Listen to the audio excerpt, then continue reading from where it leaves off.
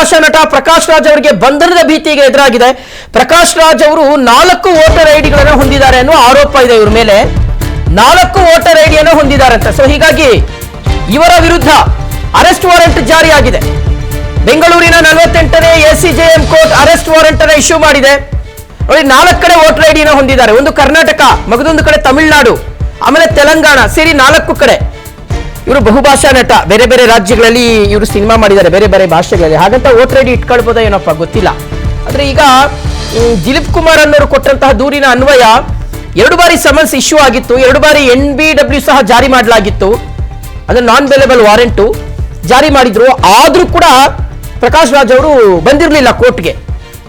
3ನೇ ಸಲ ನೋಟಿಸ್ ಜಾರಿ ಮಾಡಿದ್ರು, ಅದಕ್ಕೂ ಸಹ ಪ್ರತಿಕ್ರಿಯೆ ಕೊಡದ ಹಿನ್ನೆಲೆಯಲ್ಲಿ ಈಗ ಅರೆಸ್ಟ್ ವಾರೆಂಟ್ ಇಶ್ಯೂ ಆಗಿದೆ. ನ್ಯಾಯಾಲಯ ಅರೆಸ್ಟ್ ವಾರೆಂಟ್ ಅನ್ನು ಕೊಟ್ಟಿದೆ.